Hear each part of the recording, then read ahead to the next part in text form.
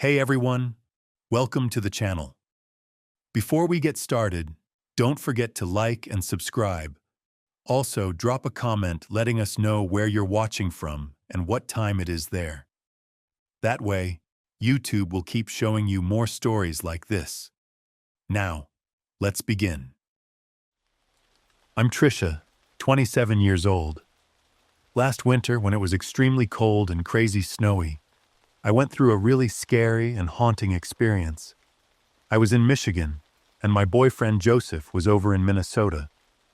Joseph got hurt during football practice, so we had to cancel our Christmas date. I missed Joseph like crazy and was worried about him, so I decided to drive over and surprise him. I came up with what I thought was the perfect plan: drive overnight, just in case there was heavy snow and traffic the next morning. It started snowing when I left home, and even though I was pretty confident in my driving, I still felt a bit nervous as it got darker and the roads got harder to drive on. The snow was coming down hard, and the road was icy, making the car slide around a bit, but I figured I could handle it. About 3 hours into the drive, my stomach started growling, and I was feeling tired and sleepy. I decided to pull over at a late-night diner to grab some food and recharge. The place was pretty small, with dim yellow lights on the old tables and chairs, and there were only a few people inside. The waitress was a young girl with her hair tied up and a smile on her face all the time.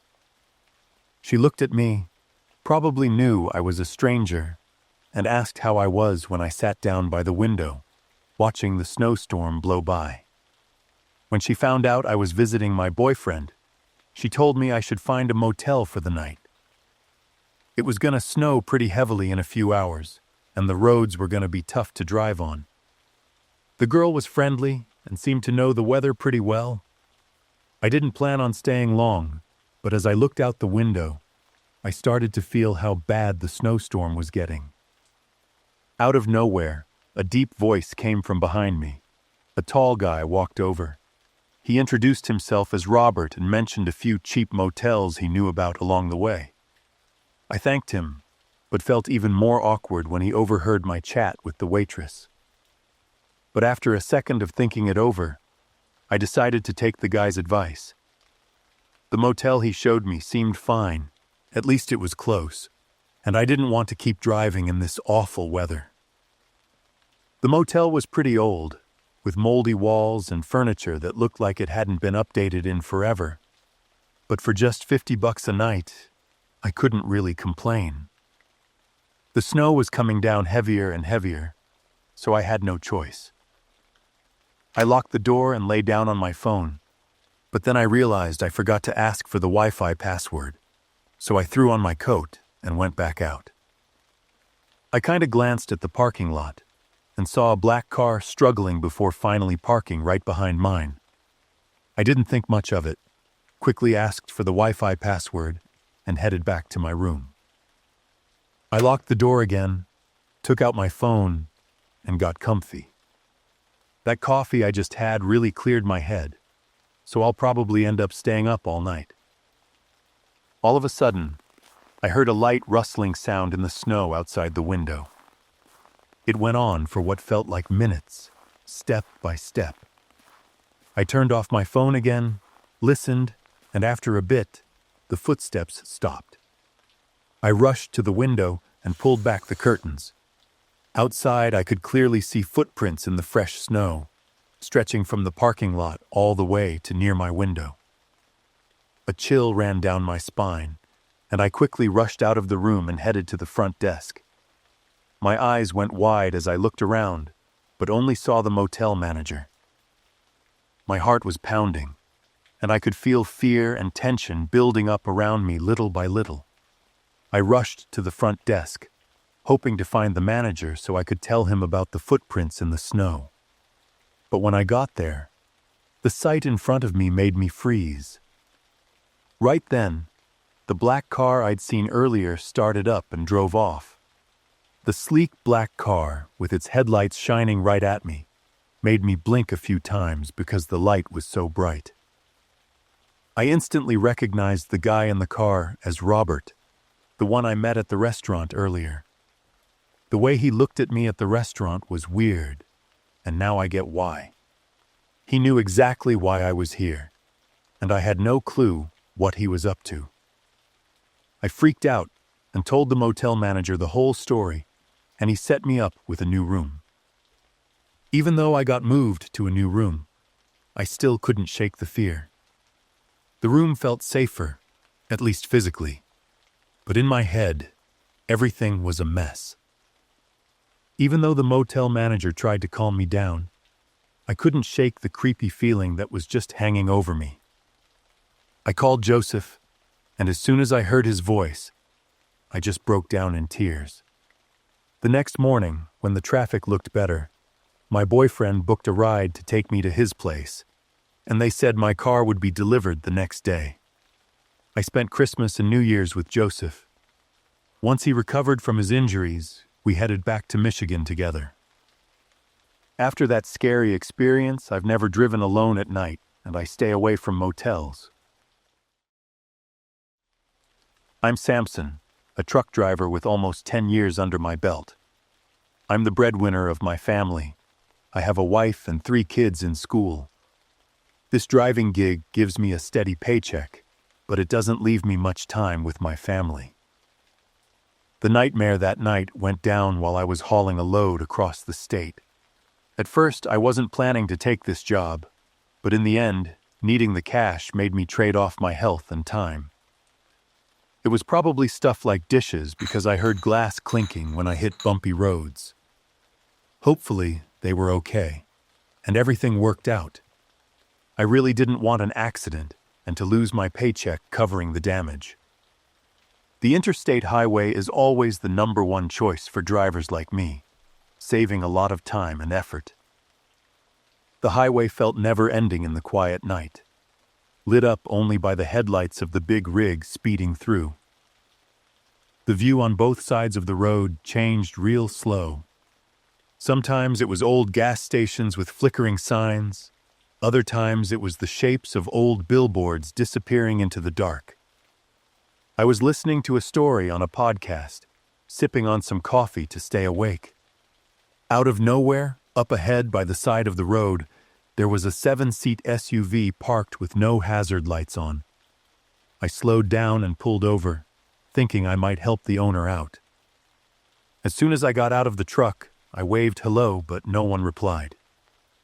I went up to the driver's side and knocked on the door, said hello again, but still got no response. With the flashlight from inside the truck, I walked around to check out the car. Didn't see any damage, just a few deep scratches on the side. When I went to check again, I accidentally noticed the trunk was slightly open and not locked. I debated for a few seconds whether to open it or not, and in the end, I opened it. Inside the trunk were big and small black plastic bags, and I couldn't tell what was in them. The smell of detergent was pretty strong, and it made me cough a little. There was also a little shovel in the corner. I was reaching to touch the bags when, all of a sudden, the gunshot broke the silence of the night and snapped me out of my calm. Thank God I didn't get hit by those little metal pieces, but they sure slammed into the SUV. I rushed toward my truck and heard a guy yelling at me to stop. After 2 warnings, and seeing I wasn't listening, he kept shooting. I managed to hop in the car, started it up, and sped off. But the crazy part was, the guy chased me and kept shooting.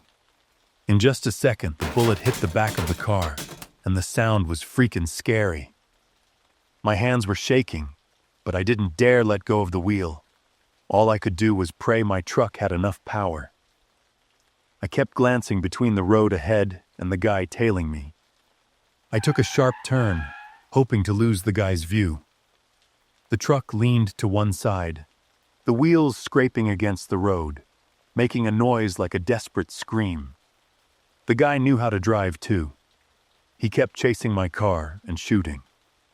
Realizing the chase was on, I knew I'd be easy prey, so I decided to take the nearest exit. I turned on the hazard lights and kept speeding down the empty town road. When I spotted a police car on patrol, I kept honking to get their attention. The pursuer flew past at crazy speed. He must have been trying to get away.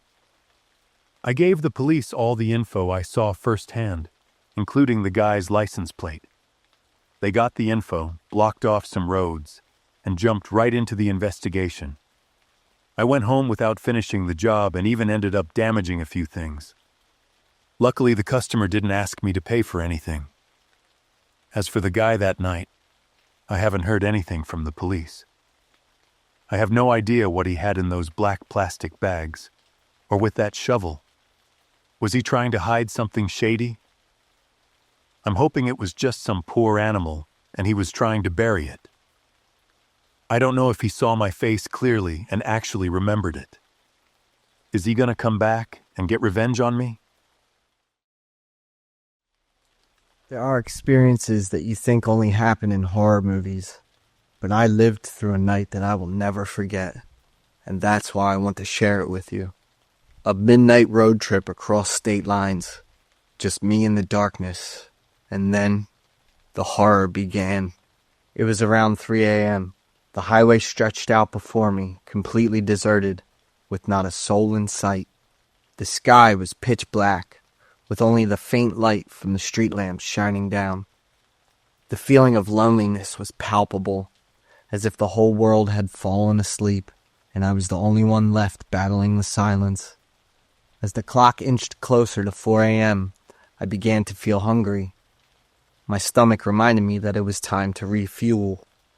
The red lights of a Wendy's sign appeared in my sight, and I felt a sense of relief at seeing a bit of light in the thick darkness of the night. I decided to turn in there to find something to fill my growling, hungry stomach. Wendy's at 4 in the morning has a different atmosphere, unlike any time I've been there before. The red neon light emitted from the sign flickered weakly, casting strange shadows on the ground. The surrounding space was eerily silent, with only the sound of the wind whistling through the cracks in the door. I got out of the car, and a chilling feeling began to crawl down my spine.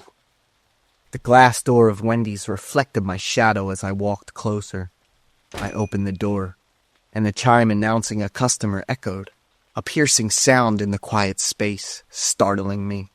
But the strangest thing was, there was no one there. No staff were at the counter, and the ceiling fan creaked on the ceiling like the soundtrack of a horror scene. The light from the fluorescent bulbs on the ceiling flickered, creating patches of light and shadow, as if trying to tell me that something was wrong here. The air in the restaurant was cold and desolate, the musty smell mixed with the scent of grease, making me feel uncomfortable. I decided to leave, trying a little longer to find another restaurant. But just as I was leaving the parking lot, not far ahead, a man appeared right in front of my car. He motioned for me to stop, his face looking worried. At first, I intended to ignore him, but after a moment of hesitation, I decided to stop the car. The man continued gesturing for me to roll down the window. I complied, but only a little, enough to hear what he had to say. The man begged me for help. He needed to charge his battery because his car wouldn't start. I thought about refusing, especially in such a scary setting at that moment. But then, I believed in the law of karma, and if I were in his position, it would be truly desperate not to receive help. There could be many different reasons why someone might be alone in the dark of the night. Isn't it true that I'm also driving across states at 4 in the morning? He was overjoyed when I agreed to help, constantly thanking me and pointing toward his car. Why was it parked at the edge of the forest instead of in a more spacious area? I had those doubts, but I still followed through with my decision, maneuvering my car so that the front of my car was close to the front of his.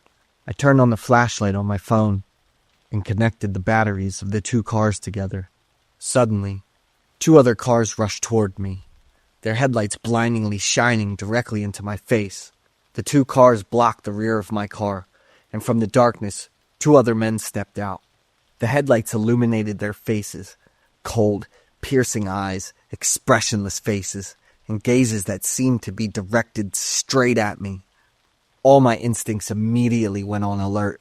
I briefly saw a flash of light reflecting off one of the men's hands. It was a long knife with a gleaming blade. The other man was equally frightening. He was holding a gun, his face cold as if he had already prepared for something terrible. The feeling of doubt had now turned into sheer terror. I knew I was in real danger. Tangled thoughts spun in my mind.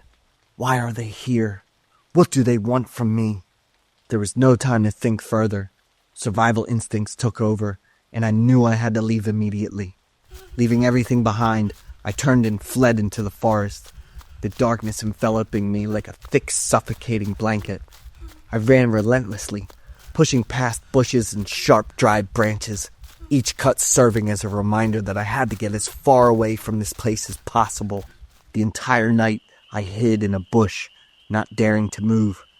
I stayed silent, listening to the wind whistling through the branches and the sound of insects, unable to stop myself from imagining the terrible things lurking in the darkness.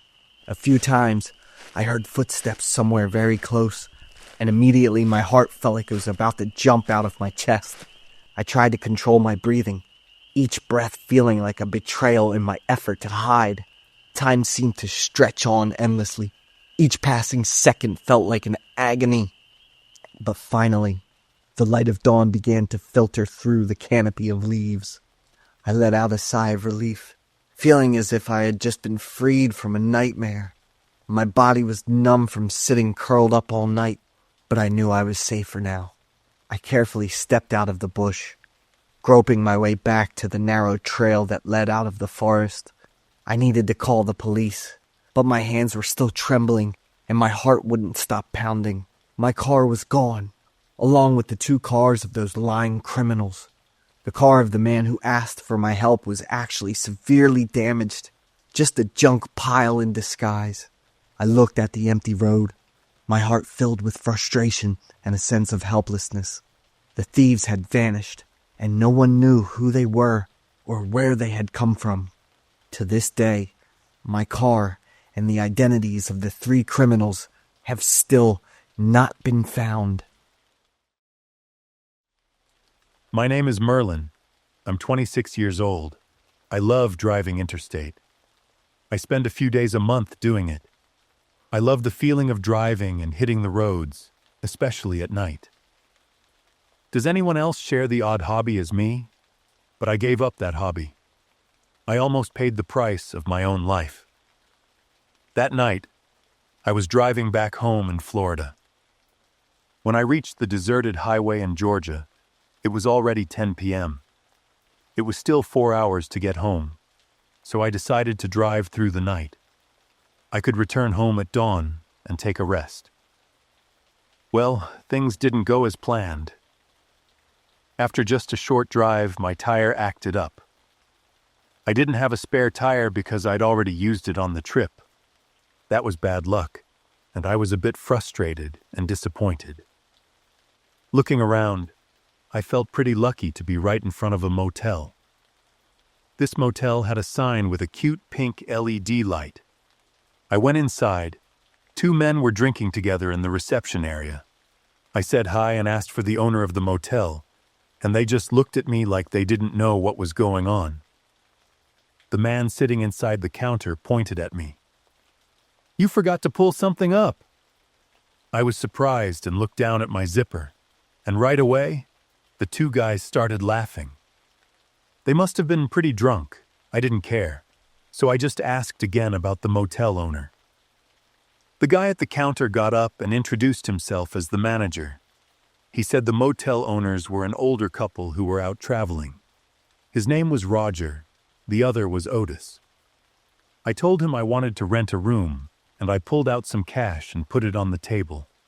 He took the money but then handed me a beer and said I should have a drink.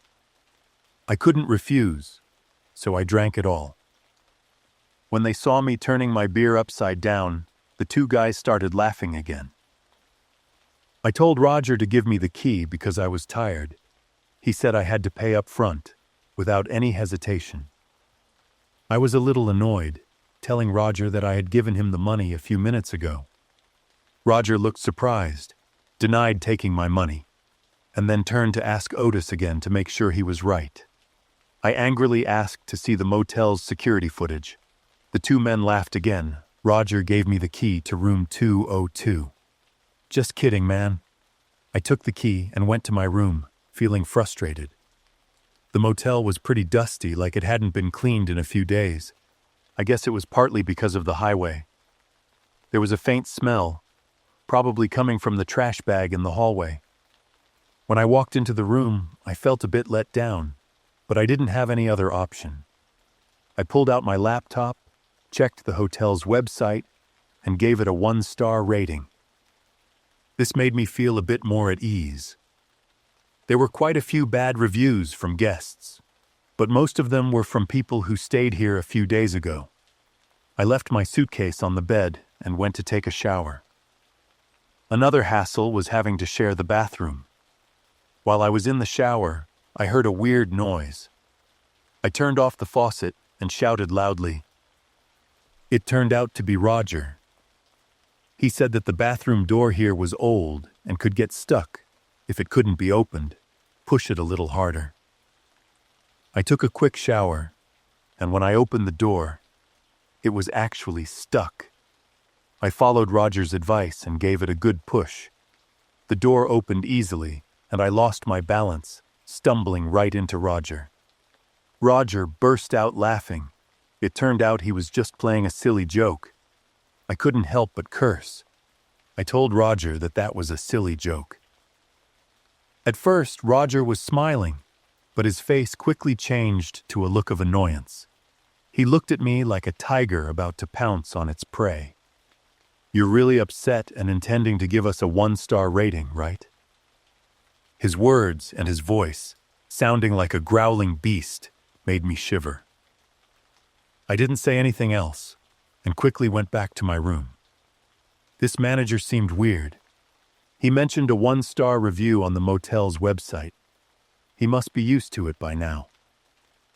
I browsed the web for a while until 1 a.m. I shut down my computer, turned off the lights, and went to bed. I'm not sure how long it took, but I woke up to a buzzing sound and then quickly fell back asleep. In the morning, I called for car maintenance right away. I wanted to get out of there as soon as possible. While packing up, I realized I'd left my clothes in the bathroom last night, so I went to grab them. I took a wrong turn down a hallway, and it led me to a terrible secret. The further I went, the stronger the stench got. I thought I was heading to the garbage area, so I turned back. When I got to the door of a room, the creaking of the hinges was deafening. The door opened to a horrible smell and a bunch of flies. I looked inside the room and there were the bodies of a man and a woman standing next to each other. They looked old, and their bodies were really decomposed. I didn't say anything or scream. My throat just felt tight. I didn't care about yesterday's clothes anymore. I just had to get out of there immediately. Thank God, when I got back to the room, I grabbed my backpack and headed straight to the parking lot. But then Roger suddenly showed up and blocked my way. Are you going to leave without saying goodbye?